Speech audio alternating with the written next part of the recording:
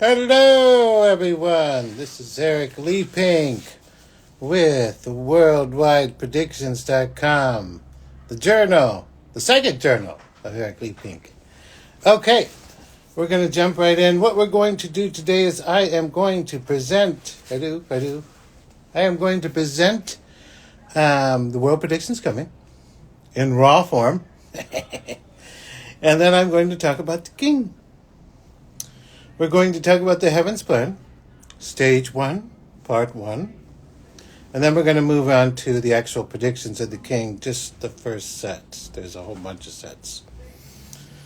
Okay, let's get started. Oh, and then one last final message is a correction. Is a sort of, I want to share this correction. This. I want to make sure we get something very specific, very right when it comes to lords and angels. Okay? Let's get started. I had a vision of General Min of Myanmar being consumed by lights.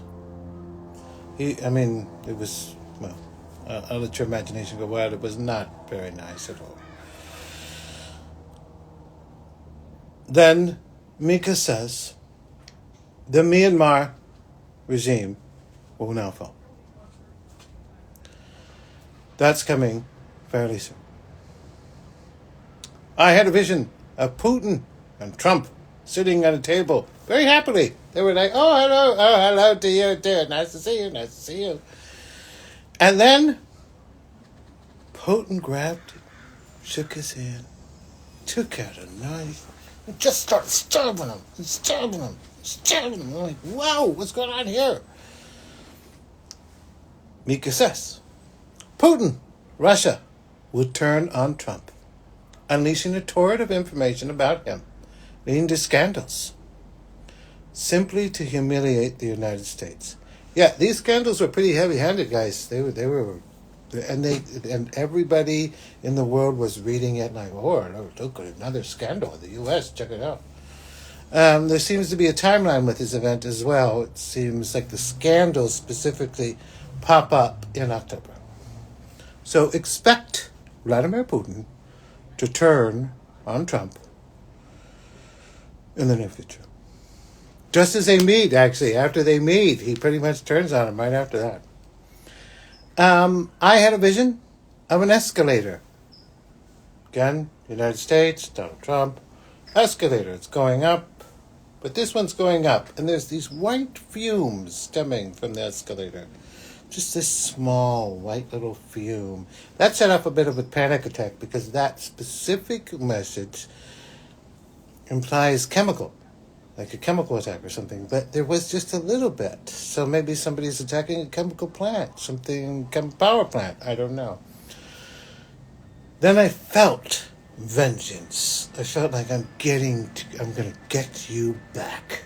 That's what it felt like. It didn't feel like justice or any logic or anything like that. It just felt vengeful. Then Mika would add at the very end the United States. He would add U.S. And he would imply that it would escalate. That vengeance would escalate in 3 minutes. We're out of time on that. That would have to be tomorrow or the next day. Or they're talking about the third or second. One of the two. So that's the message. We're going to have to see. But as we were finishing up where we, getting the details, all of these details. Let's get the details here, please. There was just this sudden stop. Now, you should know that when I do the world predictions, it's like the birds. Have you ever seen the movie The Birds with Alfred Hitchcock? Like all of these spirits are here, just floating around. You should understand that when I do world predictions, I'm also getting information for your reading. So it's kind of a slip of a paper. Oh, okay. Yeah, it's like everybody's at the office. Like, okay, give me the information. Yeah. What do you have? Okay. And then we do the world predictions. So we're doing the world predictions. It's interrupted, and Diane's floating around me. Do you know that while we've been doing this, your children have been mischievous upstairs? Your child, your son. And I thought to myself, what does this have to do with world predictions, Diana? I don't think it has anything to do with world predictions. And she presents herself. And I said, well, what are they doing, Diana? She says, I don't know, Dad. Maybe you should go check. So I get up, right? And you need to understand, they're going in circular formation to give me the information. So it's kind of like a carousel. They're kind of like, oh, what are they doing? Oh, what are they doing? Oh, what are they doing? Right? They're going, they're seeing this. And so they're seeing it. I get up. And as I get up, I go up the stairs. They're all going with me. It's like, oh, we're going to go have some fun and see what Eric's going to do with his kids, So they're all going up with me like a huge, gigantic crowd going up with me. And so I get upstairs and my son's playing Fortnite. And I explained to him, you can't do this, it's late in the night. The children turn on me. They sort of look at me and say, this is those pesky little spirits again, because they've done this before. And my other little one, Abraham, comes up to me. He says, you tell Marcus. Snitches get stitches. Little boy, he's 12. Now, Marcus isn't the one that narked Diana did, but Marcus is another spirit. Downstairs, fixes his suit. Floats up. Walks by. Looks at me. Go ahead and try and catch me, little one.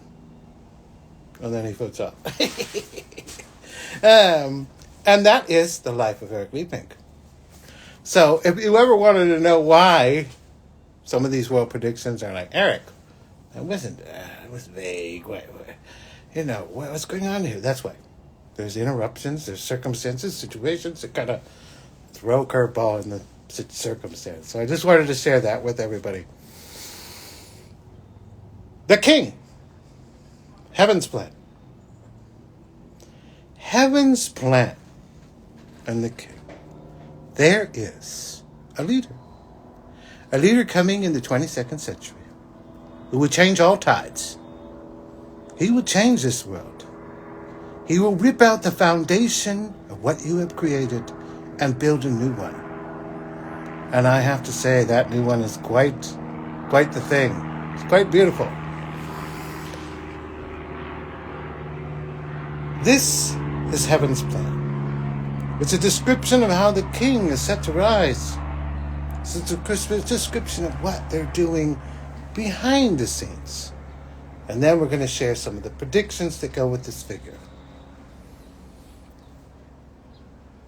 The plan was always there. It was always there right in front. And the plan goes like this. In each region of the world, there's a faith. Some of the regions have multiple faiths. These faiths have melded themselves over time. You cannot look at India and not think Hindu. You cannot think of the southern United States and think of the Bible Belt. It's cemented. It's a part of it. It's attached to it. The faith has melded itself into that space like roots. And in all of these faiths, there's a clear understanding that the individuals have a relationship with their creators, with the divine, with the angels, with the gods, whatever they are. There's a sense of clear understanding, relationship, right? In all of the faiths, there's also some sort of guru, yogi, oracle, prophet, some figure that has a slightly supernatural connection with the divine. That has been cemented. It's there, undeniable. It's there in the Middle East. It's there in India. It's there in Latin America. Each place has a very cemented faith already there. And each place is in itself connected, have a relationship. Okay? That was by design. Because here's what's coming. Our leader's coming. And right now, in this very moment, they are turning up the knob. They are making this, my gift, brighter. And I'm not the only one. Everyone else is suddenly getting a little bit more. If you're connected to the spiritual realm, you're getting more. You know you're getting more. There's something more happening all of a sudden. It's growing all of a sudden. It's ballooning out all of a sudden. Why? That's because he's coming. Now, the first part of heaven's plan is this. Always planned, always set to go.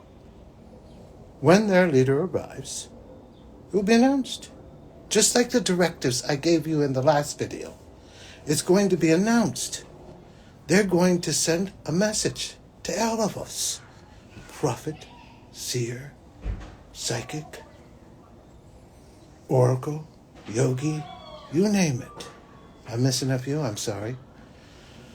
But there's a real sense of all of them getting the same message. He's coming. The leader, our leader, is coming. So imagine that. Imagine waking up one day and hearing in the news that the oracle in the East has said that there's some great seer, some great shaman coming. And then you're getting the same information from over here, and over there, and over here, and over there. Every group, every faith that has that singular force that can communicate with the divine will be getting the information. The leader is coming. The leader is coming. Some of them call him the king. Some of them call him the ambassador. Some of them call him the one. All of these different names for one specific figure. And again, just like I explained in the last video, it's like ice cream. Everybody has a slightly different flavor of the same story. Everybody has a slightly different message of the same story. But they're all getting it. And he, the king, is unifying all of the faiths. He's starting to meld them. And what is his? It's his faith, so he can do it as he chooses. But here is the leader of all of these groups, and they're saying it very loudly to him. Here is our leader. When that happens, talk about chaos. The ideal, different faiths, getting the same message. You know. So the ground floor is totally excited. Like, wow, guys, we're all getting the same message. Isn't that the something? How can we be getting the same message with different religions? It doesn't make any sense. But they will. But the top brass, of course, the political side, doesn't really care for this notion that everybody's going to start working together. Really? No, they can't. So that will be a moment in some distant future, probably more closer to the end of the century. But they make it sound like this is the beginning. This is phase 1 of their plan. Their plan is to turn up the volume and let everybody know they're coming. That's part 1. Allow me to predict the king. The prophet sacrificed like a lamb so the king can live to natural death. Born an orphan, the ambassador, as he is called, has supernatural powers. He really does. He has these very unique supernatural powers. The land seems to answer to him. Healing powers. There is this friendship that he forms at the very beginning. A priest. Someone he knows, like a minister of sorts. He becomes friends with this individual. And eventually that individual becomes the reciter. He recites everything, writes everything down. Everything he does. So this figure is utterly and completely transparent on everything he does. Which I can't imagine doing. I'm like, no privacy? That doesn't sound fun.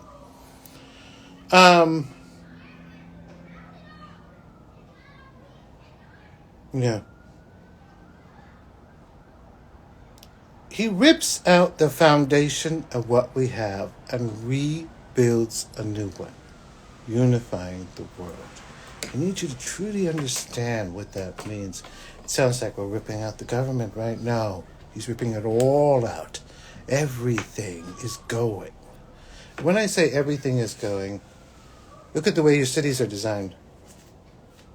The way it's all structured. It's all going away. That's part of the problem, according to him.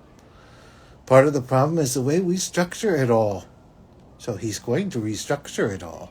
It's called the Great Melding. Getting off topic, but it's called the Great Melding. We'll talk about it later.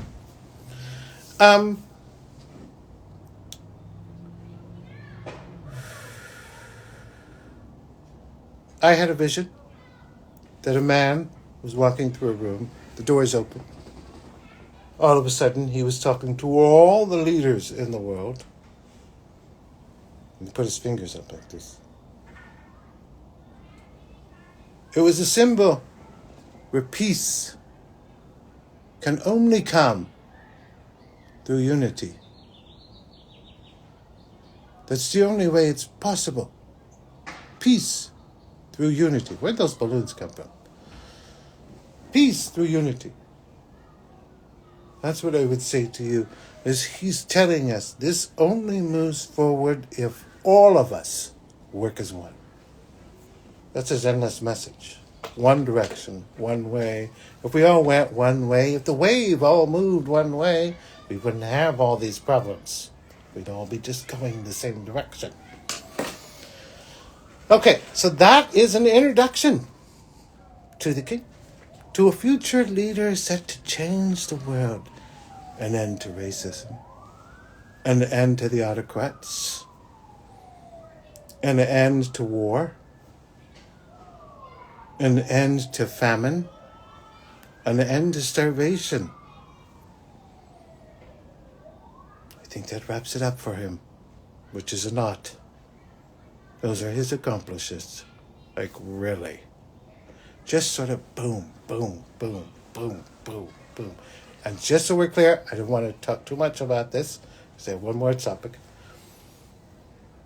It's like Jenga. He's not sitting there saying, oh, let's discuss the philosophical questions of why we have racism. What is it? No, kill it. How do we kill it? How do we end it? How does it? Just pull the lever out that says, just like the game. There's a sense of that's all he does is he pulls the levers out that say, hey, this is causing this, so we'll just kill it that way. And the same thing with the autocrats. Barriers. What's up? Barriers. Listen, if you'd like to be our leader, please fill out this form. Do you stare a lot in the mirror? Things like that. Like there's always this sense of like a list of things you have to pass to even become a leader, which eliminates the autocrats. It's very unique. It's very simple. It's very basic. It's very like, oh, all you have to do is this, and then it's over. And yet, that's what he does. The king, an introduction to a leader set to change the entire world. There is someone online, Jay, who pointed out something that I've been saying that I have to honestly say, yeah, that's incorrect. I need to correct that. And to do that, I need to tell you a story. It was a very difficult moment in my life. Everything was falling apart. Things were rough. I went out into the middle where Shimmy is, canyon, looked up at the stars and said, for the lords, for the angels, somebody help me. Send somebody to help me, please. I need help. I was begging. I went home, and literally the next day, actually, no, it was 3 days later. I remember that. It was 3 days later. I thought, oh, what's with the 3? It was her. Lord Mara. Queen. She's the overseer, transition, death. You could say that she's the archangel of death in a way. Let's be clear here, guys. That's what I do. I speak to spirits, right? I speak to the dead. So if there's an authority that I would need to go through, it would be this figure. But I want to make it also very clear that I actually have not introduced you to all the other players. And I really need to do that because we talked too much about specifically her, but we need to make a point here. I see her walking up my stairs, dressed in a Victorian gown. Her hair is perfectly combed back. She's wearing a beautiful crown, gold crown, big, huge one, I might add. And it's got these pearls sort of coming down. And she kind of removes it as she's moving forward towards me. You can see her glide, the dress moving towards her. She very briefly looks at my flowers, acknowledges them, and then she comes up to my door, a very stout figure. I'm on my knees begging for help. I'm screaming. I'm like, please help me.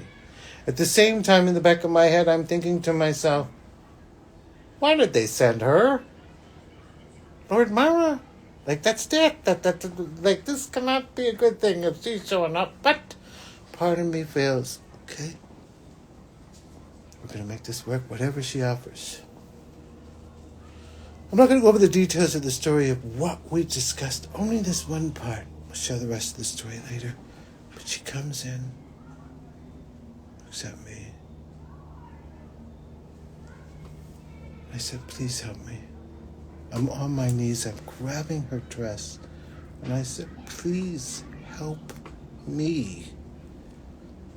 She falls to her knees. All of a sudden, as she falls, her dress turns into a white shawl with a white gown. And her eyes turn white. And she looks at me. She says, of course I'll help you.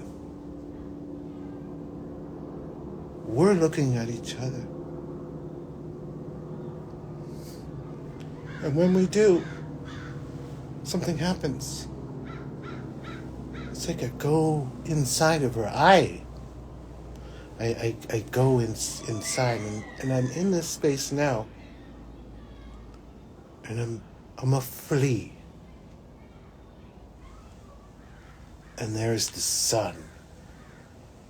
Just the most beautiful white, bright light I have ever seen. I've never seen anything more beautiful than that light. Just pouring out. Endlessly pouring out.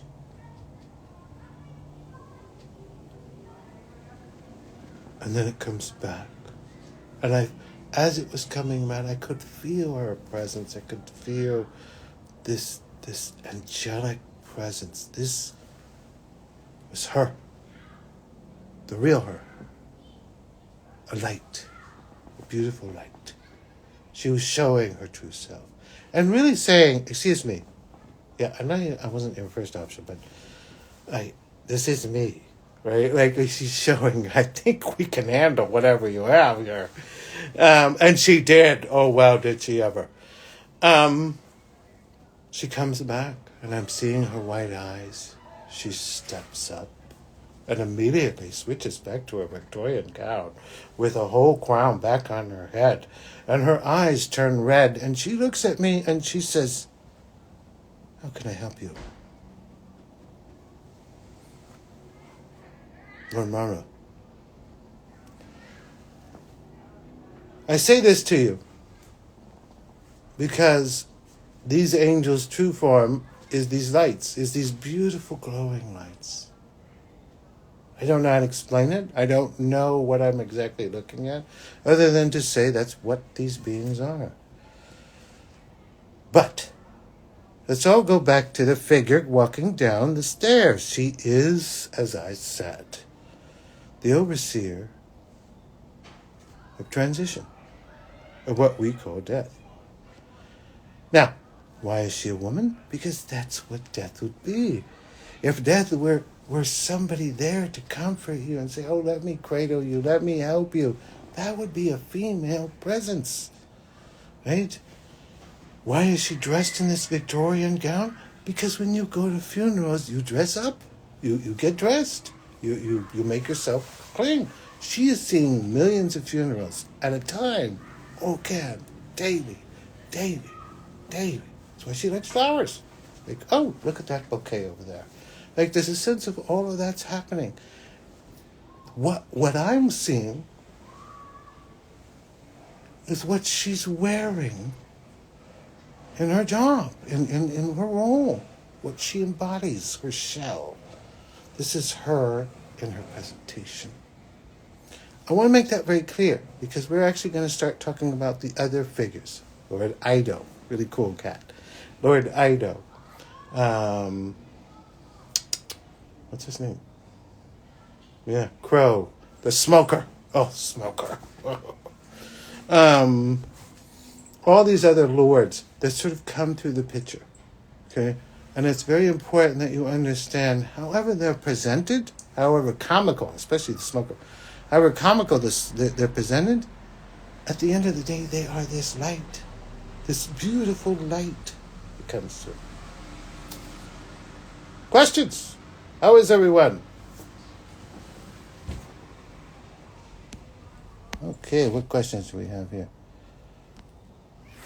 This Myanmar thing might be positive. Isn't it a terrible regime? Yes. I will not be missing the general. We predicted the general. When the initial prediction went out, I think it was 2015. Yeah. They showed this figure dressed in red. He opened his mouth and wasps came out. That's their introduction to this figure. So his demise is not something that's going to be... I'm not going to miss the guy. I'm sorry. But, yeah, he tried to destroy an entire race over there. What's wrong with that guy? I don't know. He tried to seize power. That's the bottom line. And now the power is about to consume him. And we're expecting that to happen within a matter of days. Like literally days. I would give it maybe a week at best. Is it a positive circumstance? Ooh, the last two men.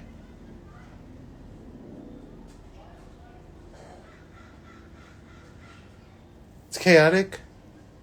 Like you have multiple factions all trying to seize power when it comes to Myanmar. So I think there's going to be a horribly chaotic moment, but I think taking away this figure would be helpful in any circumstance. So, questions? Who's got questions out there? Anyone have questions? How is everybody? No questions, huh? There's a different group here. Oh, here we are. So Europe meeting amongst themselves with Trump in office. So is the start of separation of our support for Europe. Putin's going to backstab him. Putin's going to backstab Trump. Stepping away from Trump for a second. Yeah, if Putin backstabs Trump, humiliates the United States. There's just no way the rest of our leaders look at that and say, we ain't getting humiliated. And one thing the United States has down is ego. So I think there's a sense of that'll be a very poignant moment. With that said, I don't know. I'm going to present this prediction. Because it's in the back of my head. But count them. If it's 2018, and Mika's saying 2 to 3 presidents later. 2 to 3 presidents later. Well, what is that? Is that now? Are we counting that one? I don't know. But here's the message. Prediction 7/14/18. That's when Trump was first in office, right? They will say the president has gone insane. Crazy. As he fails to help those in America desperately in need and then he commits cruel, vicious acts. Spiraling out of control with crazy decisions, the U.S. representatives have to be forced to take action. Then, resignations. Afterwards, the U.S. humbles itself with apology after apology. The U.S. name now cold, cruel, mean. Its reputation stained. So there's a leader from 7/14/18 where I looked into the future and I said, oh, that is not a very nice leader. From what I remember back in 2018, he was sick. That something had happened. So, like he had some sort of, like something happened. That wasn't the same person. And so that's what was being told to everybody. Like, hey, this guy got sick. He was old. That was the other thing. I remember that piece too, as they kept saying, well, he's an older man, you know. So there was a bit of, in this image, in this future timeline, they retired him. They sort of said, okay, you know, buddy, you know, you got health issues now. So there's a sense of something like that coming, but then at the same time, this leader, who I did not see in the future, he pushed back. He tried to hold on to the power, too. So, is that happening now? I'll let you decide that. I honestly, I don't know. It just seems to kind of fit the moment. But at the same time, as I recall, it seemed more distant in the future from my perspective, but I could be wrong. So that's my concern, is we're actually headed in that direction. We might be headed in that direction. That would be a big, big thing. As it goes for Trump, the United States, Ukraine, I still hold to my prediction that Ukraine, at the end of the day, prevails in the sense of Russia only takes the northern part of the land, this northern region over here, Donbass, I think it is, and that's what they get. Not only that, but you get the impression that even later down the line, it takes another decade or two, Crimea becomes its own separate nation. It's not a part of Russia. It becomes its own separate entity outside of Ukraine and Russia. So that's its own prediction in itself. And all of this sort of unfolds equally, right? At the same time this is happening, you can expect Turkey to start conquering. They're going to take chunks of Syria down there. And that's another thing that's going to happen. So there's multiple things unfolding in that direction that kind of put it out. But Europe, I think Europe can hold its own. I think there's a sense of, hey guys, let's work together and fix this, because I don't think I would not count Ukraine out yet. I just wouldn't. But you do get the impression he starts to invade. He starts to collect the land.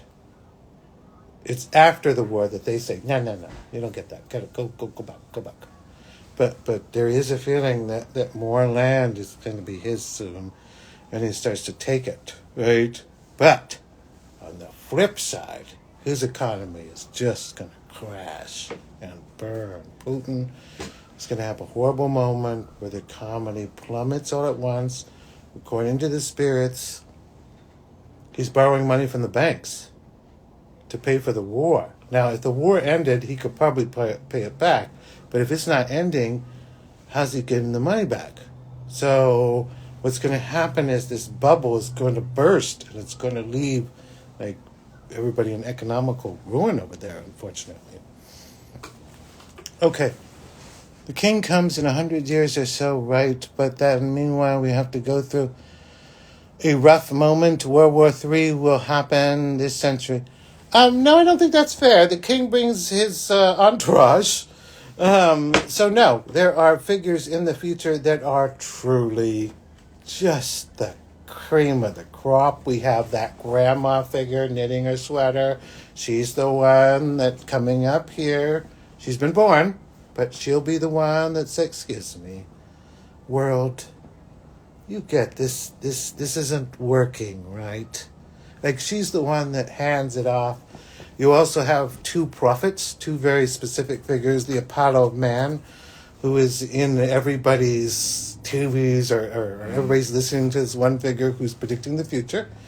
And then there's another prophet who it's just so awesome the way it plays out. Because here you have Blue, this horrifying, monstrous figure. I am the prophet. Bow to me, feeble humans. Like, he just acts like this arrogant little twit. Like, always just like, I am the prophet. You know? In the background, the actual prophet shows up. Like, the real one. Like there's, excuse me, over here. Like, there's a sense of, like, that's the way it plays out. It's really cool. So now, no. It's not this moment where everything goes into oblivion. It's more of a moment where battles are sort of like good and bad are going back and forth. There's another moment, for instance, in the same timeline as the World War, where we're exploring space, we're getting out there in space, and space is saying to us, listen, you ain't doing the same thing up here.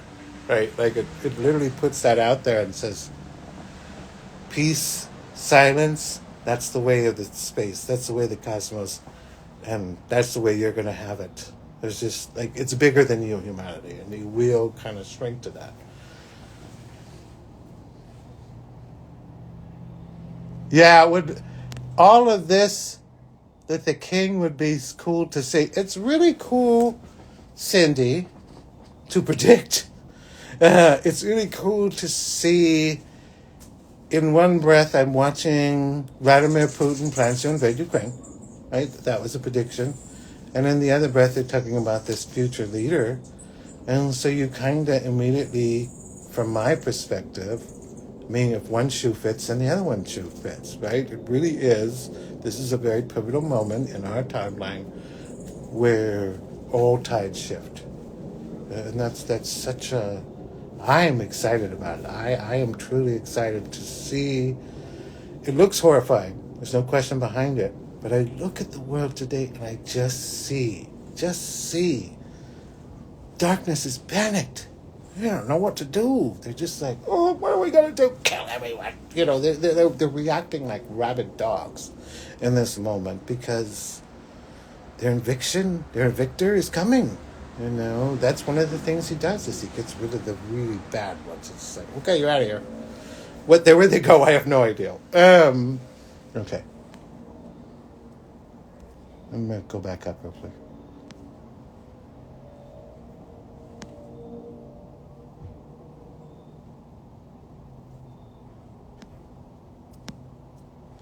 Yes, can we wait for all of this to occur? Very exciting times ahead. It is very exciting times. We are in what the spirits call the era of vulgarity. That's what it's called. The next era after the era of vulgarity is the era of eyes opening. So, I mean, talk about a shift there. Poof, poof. Do you have any idea the decree of evil Ukraine represents? No. Beautiful, join. Yeah, just the idea of evil that Ukraine represents. Who invaded who? Who attacked who? You're seeing your neighbor get invaded. You're seeing your neighbor get robbed, get violated. And we're blaming the neighbor? Come on. The invader is the monster. Anyone saying otherwise? Seriously? And this notion that none of us are going to go help the neighbor? Well, that leaves the monster. Open to do it again. You guys, we have to see that. We have to see. This monster must know. No. You don't get to do that. That's the only way we solve the problem.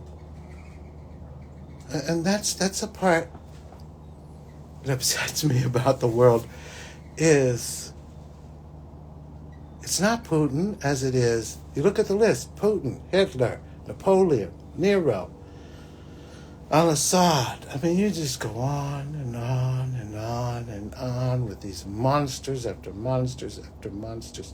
It's us. You have to see that, right? It's us. How many monsters do we get before we say, excuse me, maybe we need a neighborhood watch? Just saying. How often has the king been born to this planet? I heard ancient stories before a powerful human helping humanity. Wow, what a question. Because I put that one under the radar. The king has been here several times. According to the spiritual realm, it has not been once, twice, 3 times. There's something more in lines with, I'll be back again later time, There is a feeling that he comes here with specific agendas. That is, sometimes he's not coming here to necessarily, he's pushing the planet in different directions. So there's a sense of sometimes he just comes here as a normal life, there doesn't need to be any resounding effort. Again, when it comes to the lords and these angels, one of the things I strongly believe is they can come in as animals. And they do that to get on the ground floor to sort of say, okay, what's it like to be, on the bottom? And so there's a sense of just the experience of it, and then they make adjustments accordingly. Okay. Who are we going to war with? I honestly don't know yet, Cindy. If I were to guess, it's the terrorists of tomorrow. There seems to be a clear indication of terrorists, but then the other guess would be Russia. It would be some sort of skirmish with Russia.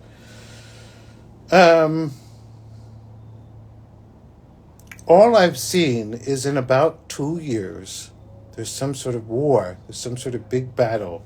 It looks like something out of Pearl Harbor. It's pretty epic. Everybody's like, war! We're going to war! Get the soldiers going! Move it! Move it! Move it! Move it! Get on that plane! Get on that plane! Like everybody's shooting off. Everybody's like, choo, choo, choo. So something very large is happening all at once. But I haven't seen anything more than that. And that's the way it operates. If it's something 2 years away, then they're just going to give me a little nugget. They actually gave me a nugget for 2036 or 2026.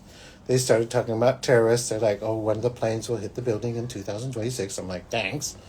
There's a sense of all of that information just sort of being plucked, just a little, hey, as we get closer to the year, you should know.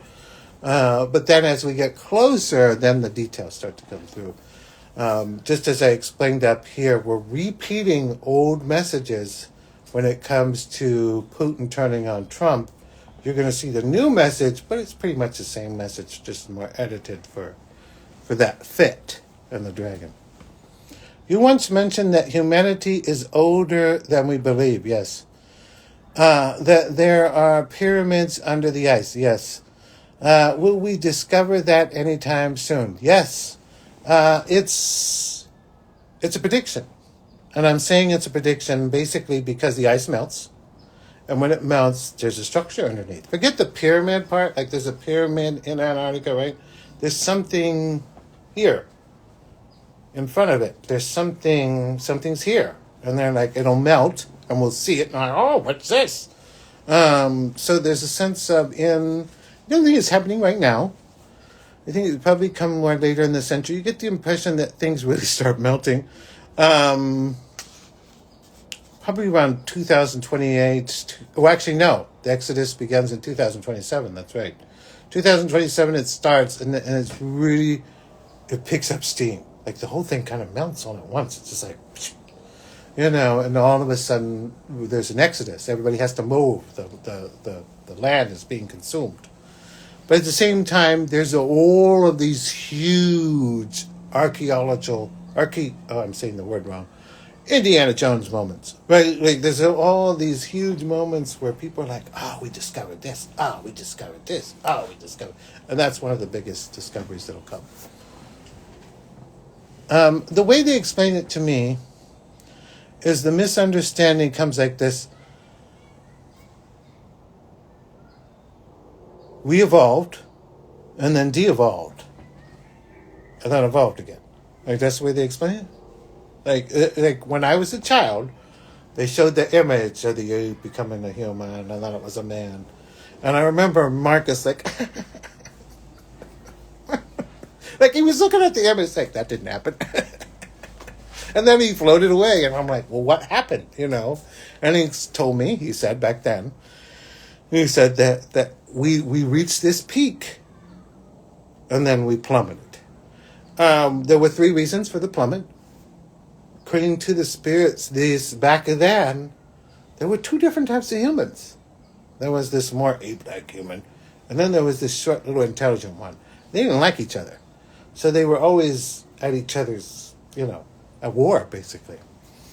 But in the meantime, there was something happening in space, something that was hitting their planet, or hitting our planet. And so there's these 2 dual forces at play. They weren't taking care of things, and then it all fell apart. Humanity is already older than we previously thought. During these times, humanity was far more advanced than today. Okay.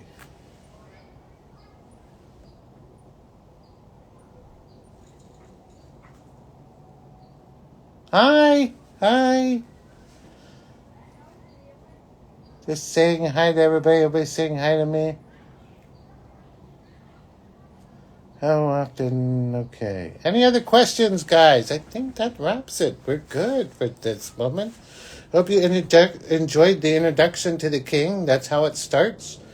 But as I said, it's a unifying moment. He unifies first faiths. He brings them all together. Excuse me. This is our leadership. We're all working together. That's the message, actually. He sends this message, spiritually speaking. We're all working together in heaven. Like, that's the way it is in heaven. So we're a little bit confused on why you guys aren't. Right? And he really points it out. Like, Christians, you serve the God of Abraham. Muslims, you serve the God of Abraham. Jews, serve the God of Abraham. So, in the words of Christians, killing the Muslims, killing the Jews, they do it in the name of their creator. But that doesn't make any sense. There's no logic there. That one you just killed was a part of your creator. So, what? And that's what he points out. He's like, we do not operate like that over there, nor would we justify such a thing. So stop it. And there's an immediate, that needs to go away first kind of a thing. And it really does. Like I said, there's these prophet-like figures that pop up that really kind of bring faith back. So,